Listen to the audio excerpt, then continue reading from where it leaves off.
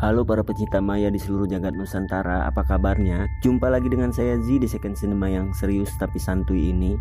Kali ini izinkan saya merangkumkan alur sebuah film aksi kriminal thriller yang menggambarkan betapa lingkungan sosial bisa menjadi sangat berbahaya apabila narkoba sudah mendominasi sebagian masyarakatnya. Film ini katanya juga berdasarkan kisah nyata perjuangan para anggota FBI yang ditugaskan oleh pemerintah untuk mengawal perburuan pemimpin kartel narkoba yang paling berkuasa dan brutal ketika terjadi perang narkoba. Di mana lagi kalau bukan Meksiko?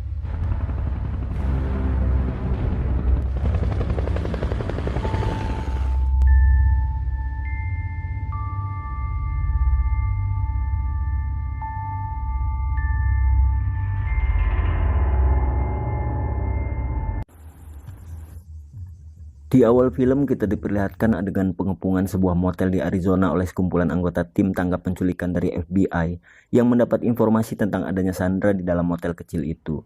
Tim itu sendiri dipimpin oleh seorang agen wanita bernama Kate Messer bersama rekan negronya bernama Reggie.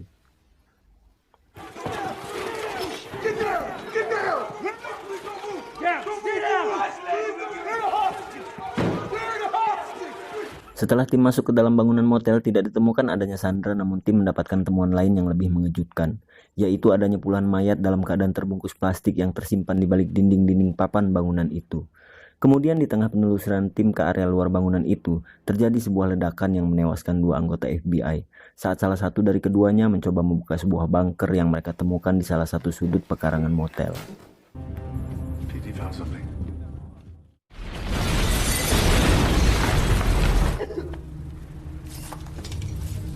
Berdasarkan temuan besar itu, para petinggi FBI melakukan sebuah rapat resmi dan mendapat kesimpulan bahwa kejadian di motel yang belakangan diketahui milik seorang pengusaha besar bernama Manuel Diaz tersebut memiliki kaitan erat dengan kartel besar narkoba bernama Sonora yang dikenal sadis dan sering menjadi dalang kekejaman di wilayah Meksiko.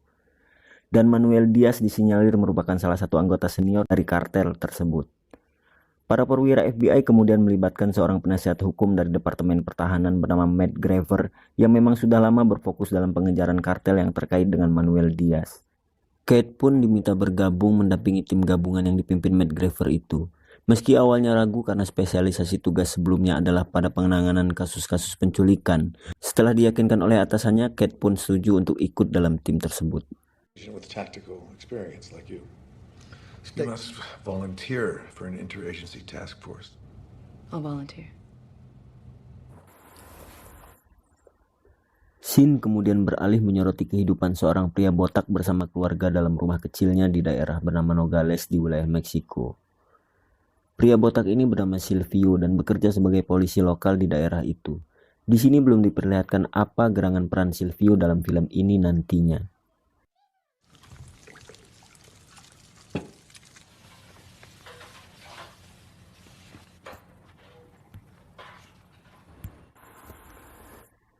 Kemudian scene kembali berfokus pada Kate bersama Matt yang sedang bertolak menuju titik kumpul tim gabungan yang disebutkan sebelumnya, menggunakan sebuah jet pribadi yang disediakan Departemen Pertahanan. Dan di sini ia bertemu anggota tim lainnya yang bernama Alejandro.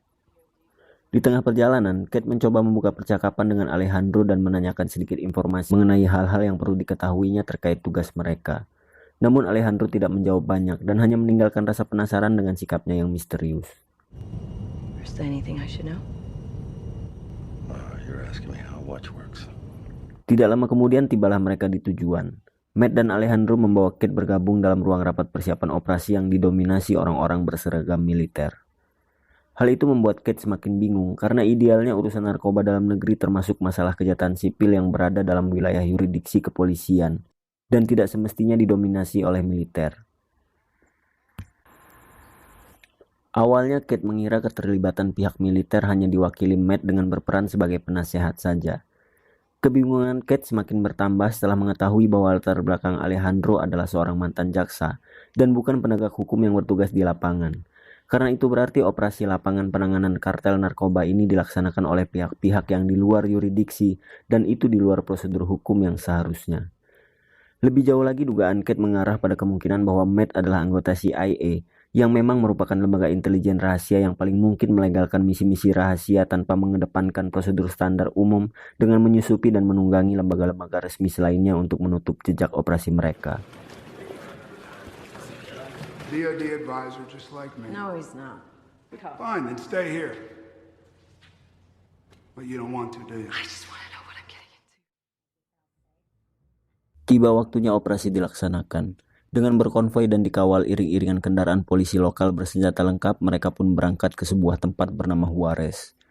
Target operasi awal adalah menangkap saudara dari Manuel Diaz yang bernama Guillermo hidup-hidup untuk menggali informasi mengenai pergerakan Manuel Diaz dan kartel yang menaunginya.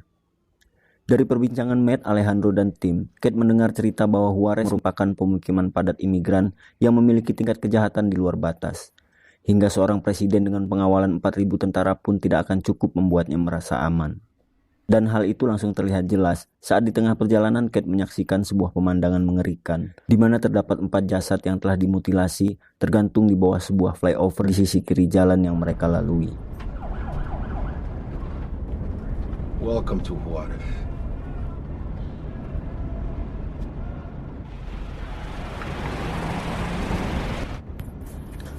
Meski di bawah pengawalan iringan mobil polisi lokal bersenjata lengkap, Matt, Alejandro, dan tim selalu tampak siaga dan penuh kewaspadaan, sehingga membuat suasana perjalanan menjadi cukup menegangkan.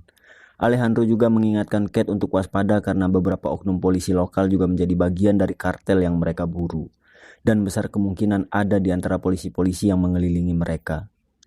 Walaupun pada akhirnya mereka tiba di lokasi tujuan dan berhasil meringkus Guillermo tanpa mengalami hambatan yang berarti, namun saat membawanya keluar dari Meksiko, di perbatasan yang padat kendaraan karena kemacetan, terjadi kontak senjata dengan para anggota kartel yang mencoba mensabotase perjalanan mereka.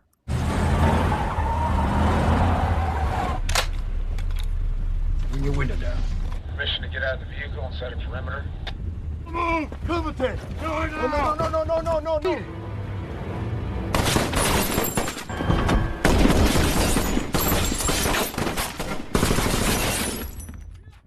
Sesampainya di base camp terjadi perseteruan kecil antara Matt dan Kate.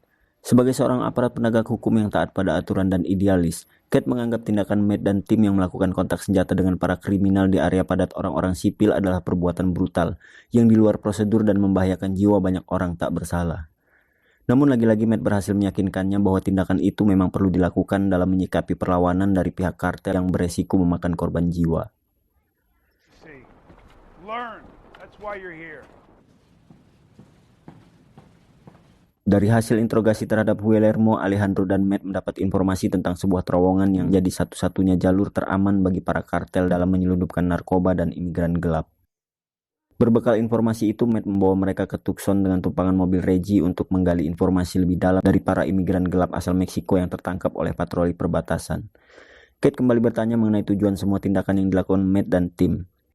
Melihat metode operasi Matt yang tak biasa semakin memperkuat keraguan Kate mengenai pada siapa Matt dan Alejandro sebenarnya bekerja. Namun lagi-lagi ia tak mendapat jawaban yang jelas. Berkat ketidaksabaran Reggie yang juga penasaran sejak awal, Matt akhirnya memberi penjelasan yang sedikit mencerahkan. Matt mengungkapkan bahwa tujuannya adalah untuk mengacaukan operasi obat terlarang Manuel Diaz sampai tingkat tertentu, sehingga Manuel akan dipanggil kembali ke Meksiko oleh atasannya, pemimpin kartel Sonora yang bernama Fausto Alarcón. Sehingga dengan itu Manuel Diaz akan menuntut mereka menemukan Alarcón. We are going to make enough noise, and then we know where his boss is. People are kidnapped. Keesokan harinya tim tersebut menggerebek sebuah bank yang digunakan oleh Manuel Diaz untuk melakukan pencucian uang, dengan tujuan mengacaukan arus kas keuangan mereka. Meski sudah diberi larangan oleh Matt agar tidak masuk ke dalam bank, Kate mengabaikannya dan tetap masuk hingga dirinya terlihat oleh kamera keamanan bank.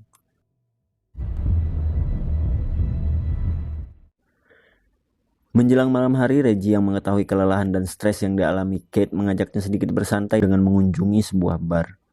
Di bar itu Reggie memperkenalkan Kate kepada Ted, seorang teman dan petugas polisi setempat. Kate yang pada dasarnya juga kesepian merasa nyaman dengan pribadi Ted yang tampak menyenangkan, hingga bersedia mengajak Ted ke apartemennya. Namun ketika mereka mulai sama-sama bergairah dan sedikit lagi melakukan indahoy, tanpa sengaja Kate melihat sebuah benda yang membuatnya menyadari bahwa Ted juga bekerja untuk Manuel Diaz. Kemudian terjadilah perkelahian di antara mereka, dan karena tenaganya lebih besar, Ted berhasil melumpuhkan dan mencekik Kate. Namun beruntung di saat Kate hampir kehabisan nafas, Alejandro datang menyelamatkannya.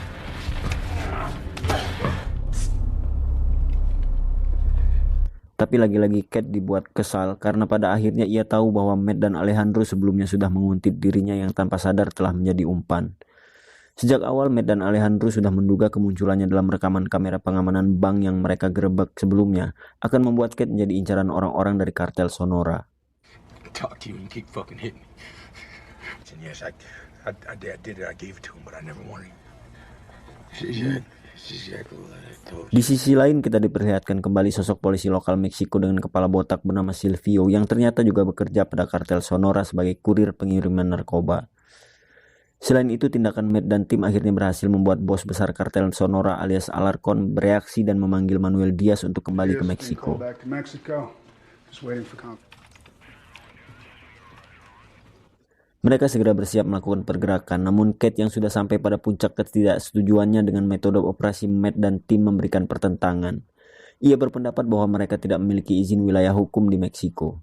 Akhirnya Matt memberitahu Kate yang sebenarnya bahwa dirinya adalah agen CIA yang menyamar, dan ia hanya memanfaatkan keberadaan Kate dengan statusnya sebagai petugas hukum domestik memberi mereka keleluasaan hukum untuk beroperasi di Amerika Serikat.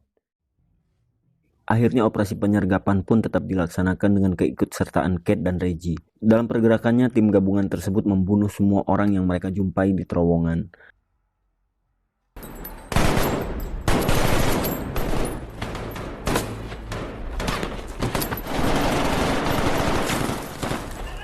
Alejandro yang melakukan pergerakan terpisah mencapai ujung terowongan lebih dulu, di mana ia memergoki Silvio sedang menjalankan kerja sampingannya sebagai kurir narkoba dengan masih mengenakan seragam polisi. Alejandro kemudian menyanderanya dan meminta Silvio membawanya kepada Manuel Diaz. Sialnya di waktu yang hampir bersamaan Kate tiba dan mencoba untuk menahan Alejandro. Tetapi Alejandro menembak rompi anti peluru Kate sebelum pergi dengan mobil Silvio yang ketakutan di bawah todongan pistolnya. Don't ever point a weapon at me again.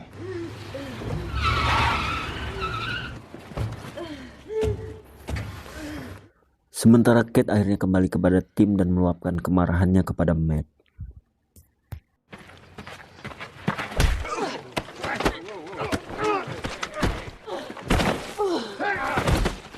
Just lay back, baby.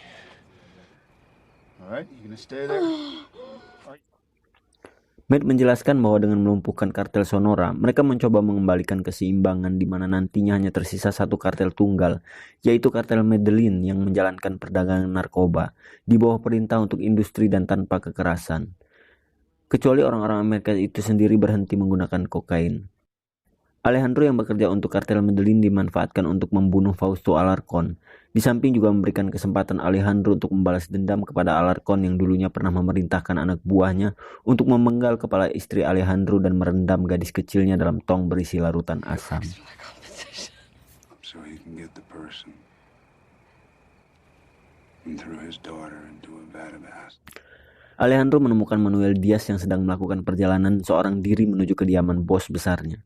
Alejandro memaksanya untuk bertemu dengan Fausto Alarcon setelah menembak kakinya dan membunuh Silvio.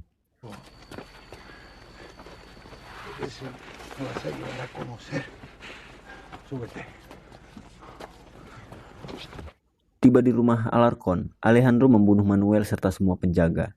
Sampai akhirnya Alejandro menemukan Alarcon yang sedang makan bersama istri dan anak-anaknya di meja makan mereka.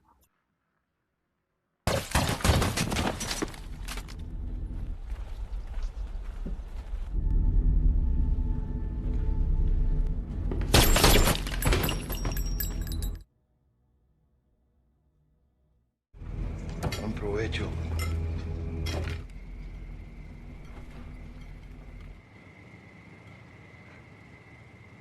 Come on. Come on. Not in front of my boys. Go ahead and finish your meal.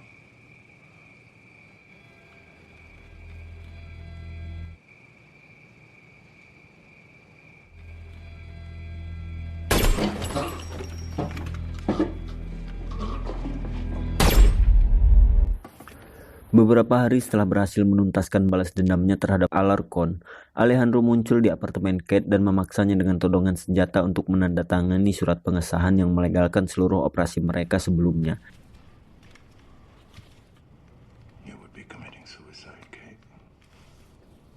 Come on. Sign. Sebelum pergi, ia menganjurkan Kate untuk pindah ke kota kecil di mana peraturan hukum masih ada, karena baginya Meksiko adalah tanah bagi para serigala. Di akhir pertemuan mereka, Kate mencoba mengarahkan moncong pistolnya kepada Alejandro, namun hatinya tak cukup kuat untuk menarik pelatuknya.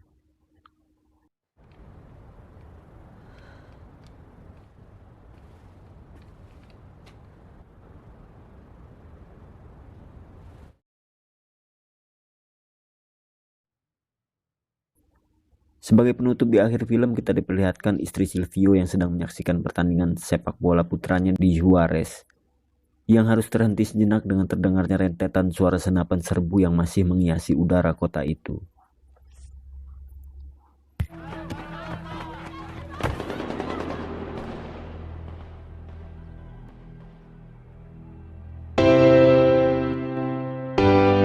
Seperti film yang saya rangkum sebelumnya, yaitu Deliver Us From Evil, yang mampu menghadirkan kehororan tanpa menambahkan ilustrasi sosok hantu.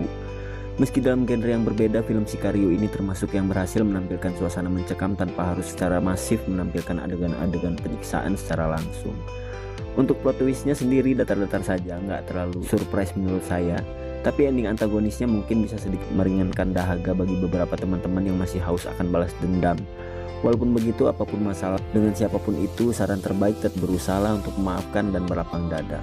Fokus untuk perkembangan diri sendiri dan segala hal baik yang masih dipunya. Dan yang paling penting, jauhi narkoba apapun alasannya, minimal untuk diri sendiri dan keluarga. Terima kasih sudah menonton, mohon maaf atas segala kekurangannya, boleh kritik, saran, dan komentar supaya kami lebih baik lagi. Pantengin terus channel ini dan sampai ketemu lagi.